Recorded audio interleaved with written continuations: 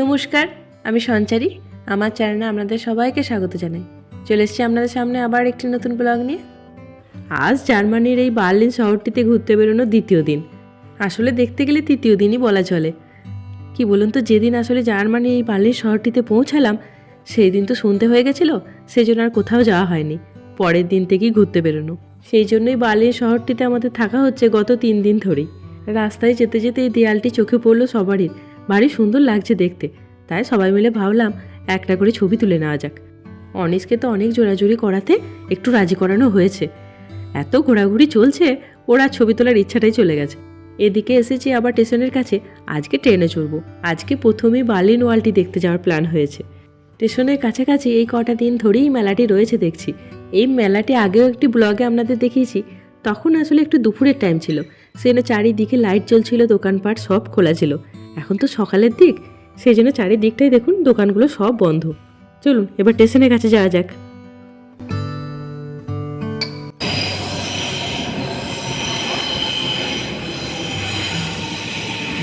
এই বার্লিন শহরটিতে পাবলিক ট্রান্সপোর্টের জন্য একটি টিকিট পাওয়া যায়। ওই টিকিটটি যদি নিয়ে নেওয়া হয় তাহলে আপনার একটি দিনের জন্য বাসে, ট্রামে, ট্রেনে এই 3টি যানবাহনে আপনি যখন ইচ্ছে তখন চাপতে পারবেন। সারাটা দিন কিন্তু আর কোনো টিকিট কাটার প্রয়োজন পড়বে না। ওই একটি টিকিটেই আপনি সারাটা দিন বার্লিন শহরটির মধ্যে ঘুরতে পারবেন। এই শহরটিকে আপনার 3টি জোনে ভাগ করা হয়েছে, এ, বি, সি। তো এই 3টি জোন থেকে কিন্তু আপনাকে বাস, ট্রাম, ট্রেন নিতে হবে।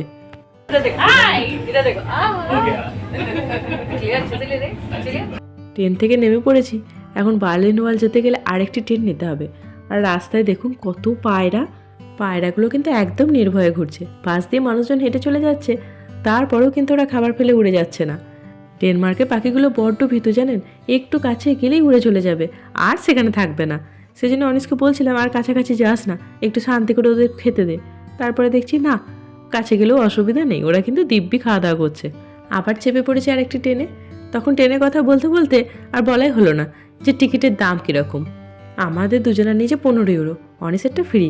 এখানে 6 বছর বাচ্চা পর্যন্ত ফ্রি।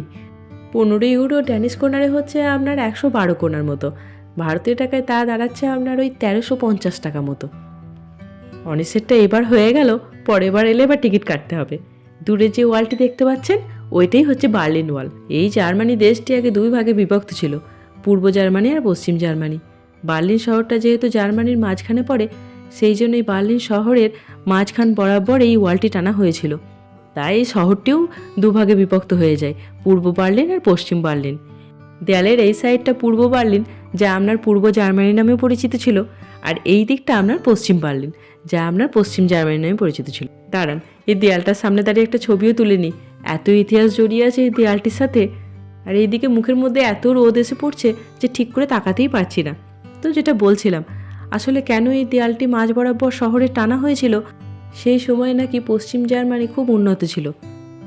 যদিও এখনও শুনেছি তাই। তখন পশ্চিম জার্মানিতেই কলকারখানা বেশি ছিল, কাজকর্ম মানুষের জন্য বেশি সুযোগ সুবিধা ছিল, তাই পূর্ব জার্মানরা পশ্চিম জার্মানির দিকে চলে আসতো। সেই জন্যই এই দেয়ালটি টানা হয়, যাতে পালিয়ে না যেতে পারে। এখন তো এরকম নর্মাল দেয়াল দেখছেন, আগে নাকি ওপরে বড় করে তার কাটা বাঁধা ছিল, যাতে মানুষজন এদিক থেকে ওদিকে না যেতে পারে। এই দেয়ালটি আপনার তৈরি হয়েছিল 1961 সালে, আর ভাঙা হয় 1989 সালে। মানে 28টি বছর এই দেয়ালটি একটি দেশকে 2 ভাগে ভাগ করে রেখেছিল। এত সুন্দর জায়গায় বলছি একটু দাঁড়িয়ে ছবি তুল, কিছুতেই ছবি তুলবে না। তার জন্য ওর হাতে পায়ে ধরতে হচ্ছে। আর ছেড়ে দিয়েছি, পারছি না। আমি একটু এই জায়গাটিতে দাঁড়িয়ে 2 চোখ ভরে দেখে নিই। এত ইতিহাস যে চারিদিকে ছড়িয়ে আছে, কোনটা ছেড়ে কোনটা জানাবো আপনাদের। ওই বার্লিন ওয়ালটির সামনেই আমরা সবাই মিলে একটু খাওয়া দাওয়া করছি। অনেকক্ষণ ধরে হাঁটাচলা চলছে তো বড্ড খিদে পেয়ে গেছে। আমার একটি বন্ধু ওই মুড়ির সাথে কি পাঁপড় টাপড় মিশিয়ে এনে বেশ সুন্দর বানিয়েছে, বেশ ভালো লাগছে। সাথে একটু চা আছে গরম গরম, ওই দিয়ে একটু 2 মুঠো মুড়ি খাচ্ছি। আমরা ইন্ডিয়ানরা যেখানেই যাব কেন চাটি ঠিক সাথে করেই নিয়ে যাব। আর এদিকে ওরও খুব খিদে পেয়ে গেছিলো। ছোটো ছোটো পায়ে ও তো সে আমাদের সঙ্গেই হাঁটাচলা করছে। আজকে তো ভীষণই ভালো ওয়েদার, টেম্পারেচার ওই 22-23 ডিগ্রি মতো। কারোর গায়ে জ্যাকেট নেই, আপনারা দেখেই বুঝতে পারবেন তা। তাছাড়া এখানে হাওয়াটা খুবই কম, ডেনমার্কের মতো এত হাওয়া নয়। ডেনমার্কে এরকম রোদ উঠলে সাথে যে পরিমাণে হাওয়া থাকে, সঙ্গে একটা জ্যাকেট ক্যারি করতেই হয়। আর এই গাছটা দেখুন কি সুন্দর লাগছে দেখতে। দাঁড়ান, আমার ওই বন্ধুটি মনে হয় ছবি তুলবে এই গাছের নিচে। ওদের একটি ছবি তুলে দিই। সবাই একবার ওই গাছটির নিচে দাঁড়িয়ে একটি করে ছবি তুলে নিলাম। এত ভারী সুন্দর লাগছে গাছটি। আর এইদিকে দেখছি বার্লিন ওয়ালের এই দিকের যে ভাঙার অংশটা আছে, অনেকে দেখছি ওইখানে কিছু না কিছু লিখে যাচ্ছে। আবার চলে এসেছি পূর্ব দিকটাতে। চলুন, এবার সবারই খুব খিদে পেয়ে গেছে, এবার একটি জায়গা দেখে বসে পড়তে হবে খেতে। এখন আমরা সবাই আবার চলে এসেছি সেই আলেকজান্ডার প্লাস জায়গাটিতে। আগের দিন যে জায়গাটির কথা আপনাদের বললাম, যেখানে টিভি টাওয়ার আছে, খাওয়া দাওয়ার জন্য একটা সুন্দর জায়গা পাওয়া গেছে। প্রত্যেকটি গাছের তলায় এইভাবে বাঁধানো রয়েছে। তাছাড়া কাছেই একটি ট্রাম্পোলিন আছে যেখানে বাচ্চারা খেলতে পারবে। সকাল সকাল উঠে লুচি তরকারি বানিয়ে সবাই নিজের মতো করে প্যাক করে নিয়ে চলে আসা হয়েছে। ঘোরাও হচ্ছে, সাথে একটা পিকনিকও চলছে। খাওয়া দাওয়ার পর আরেকটি জায়গা দেখতে যাব, এইখানেই সেটা হচ্ছে ওয়ার্ল্ড ওয়াচ, যে ঘড়িটিতে আপনার পুরো বিশ্বের সময়টি দেখানো হয়। খাওয়া দাওয়া হয়ে গেছে। কাছেই একটা পোর্সের দোকান ছিল, যেখানে পোর্সের সমস্ত জিনিসপত্র পাওয়া যায়। তাই ভাবলাম আসি অনিশের ফুটবল খেলার জন্য যদি কিছু পাই। চলুন এবার এখান থেকে বেরিয়ে ওই ঘড়িটি দেখতে যাব।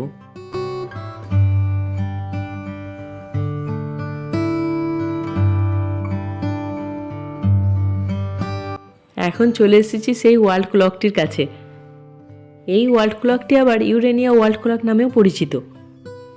এই ঘড়িটিতে বিশ্বের 148টি প্রধান শহরের সময় নির্ধারণ করা যেতে পারে। এই ওয়ার্ল্ড ক্লকটি বার্লিন শহরের আলেকজান্ডার প্ল্যাটওয়েজের পাবলিক স্কোয়ারে অবস্থিত। এত সুন্দর জায়গায় এসে সবারই একটি করে ছবি তোলার পালা। প্রত্যেকেরই ছবি তোলার সময় আমি একটু করে ভিডিও করে নিয়েছিলাম, কিন্তু নিজেরটাই হয়নি, তাই আমাদের ছবিটাও একটু শেয়ার করে দিলাম আপনাদের সাথে। এখানকার হপ ইন হপ বাসেও হয়ে গেছে চাপা, ট্রেনেও হয়ে গেছে, এবারেই মেট্রোতে চাপার পালা। ও হ্যাঁ, দেখছেন তখন ওই ওয়াল ক্লকটির ব্যাপারে যে কথাগুলো বলছিলাম। এই ওয়াল ক্লকটি তৈরি হয়েছিল 1969 সালে। তখনই আপনার ট্যুরিস্টদের কাছে এটি একটি আকর্ষণীয় জায়গা হয়ে উঠেছিল। পরে 2015 সালের জুলাই মাসে জার্মান গভর্নমেন্ট এই জায়গাটিকে ঐতিহাসিক ও সাংস্কৃতিকভাবে গুরুত্বপূর্ণ স্মৃতিস্তম্ভ হিসাবে ঘোষণা করে।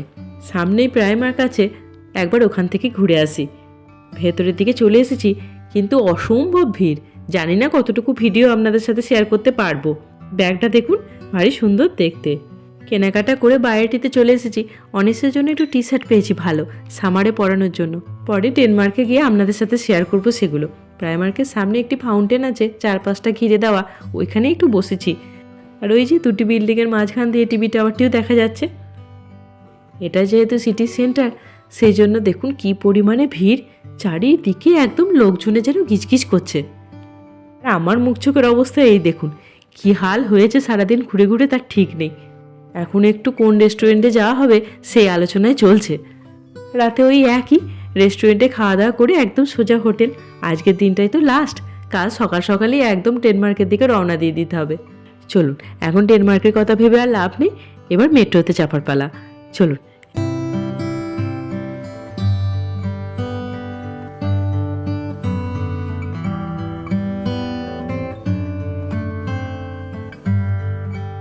মেট্রোতে উঠে বসতেই দেখছি একজন সুন্দর ভায়োলিন বাজাচ্ছেন।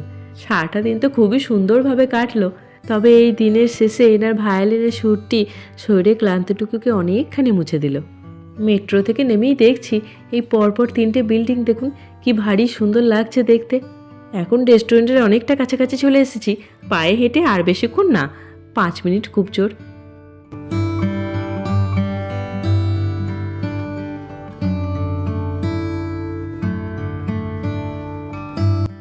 পৌঁছে গেছি একটা ইন্ডিয়ান রেস্টুরেন্টে। এই রেস্টুরেন্টের নাম হচ্ছে অমৃত। এটি একটি পাঞ্জাবি রেস্টুরেন্ট। চলুন, ভেতরটা দুর্দান্ত সাজানো। প্রত্যেকটি কোনায় কোনায় একটি করে মূর্তি দাঁড় করানো রয়েছে। 4-5টা জুড়ে ইন্ডিয়ান কালচারটাকে যেন ফুটিয়ে তুলেছে। চলুন, এই সুন্দর দেয়ালটির কাছেই আমাদের টেবিলটি।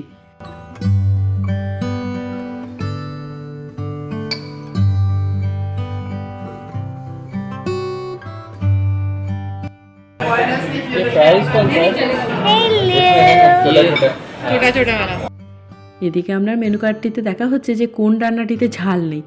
ছেলেটা তো একদমই ঝাল খেতে পারে না। আর এইদিকে টেবিলগুলো নিশ্চয়ই বুক আছে, না হলে রেস্টুরেন্টে যা ভিড়, এইরকমভাবে টেবিল খালি পড়ে থাকার মতো নয়। এদিকে অনিশের জন্য একটি চিকেন কোরমার অর্ডার দেওয়া হলো। ওদের একটা স্টাফ এসে বললো যে এইটিতে নাকি ঝাল নেই। আর আমার জন্য না হয়েছে ভেজ বিরিয়ানি। আজকাল না চিকেনটা খেতে খুব একটা ভালো লাগে না, সেজন্য একটু অ্যাভয়েডই করে যাচ্ছি। দাঁড়ান, এদিকে আমার চলে এসেছে ভেজ বিরিয়ানি, প্লেটটাকে পরিষ্কার করি। অনিসের বাবা মাটন নিয়েছে, সেই জন্য প্লেন রাইসও দিয়েছে। ভালোই হলো, সারাদিন ঘোরাঘুরি করলে সাদা ভাতটা একটু খেতে মনও চায়। আর এদিকে সবাই মিলে একটা ছবি তুলে নিই, বার্লিন ঘোরাঘুরির একটা স্মৃতি হয়ে রইবে। চলুন এবার বড্ড খিদে পেয়েছে, খাওয়া দাওয়া শুরু করে দিই। ছেলেটার ভালোই লেগেছে মনে হচ্ছে চিকেন কোরমা, ও নিজে নিজে বেশ খাচ্ছে। ওর খাবারের একটা ব্যবস্থা হয়ে গেলে অনেকটা চিন্তামুক্ত লাগে। খাওয়া দাওয়ার পর একটি মাত্র ম্যাঙ্গো লস্যি অর্ডার করা হয়েছে, সঙ্গে 2টো স্ট্র দিতে বলা হয়েছে। জানি তো যে ও তো শেষ করতে পারবে না পুরোটা, আমাদের কি সেই করতে হবে, সেই জন্য। চলুন খাওয়া দাওয়া সবারই কমপ্লিট, এবার এখান থেকে বেরোতে হবে।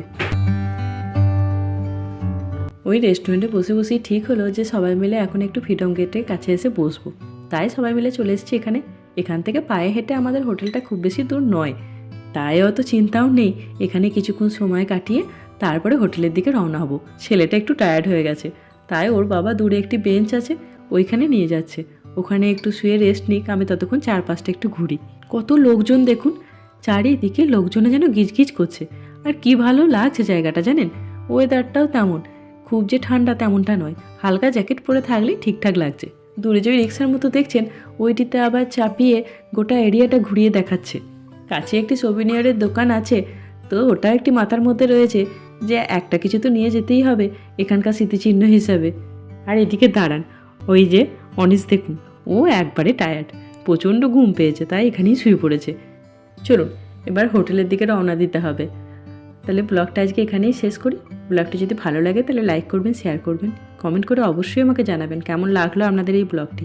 আমার ব্লগগুলো যদি আপনাদের ভালো লাগে তাহলে প্লিজ চ্যানেলটিকে সাবস্ক্রাইব করে দেবেন। ভালো থাকবেন, সুস্থ থাকবেন, দেখা হবে সামনে এরকম একটি ব্লগে। ধন্যবাদ।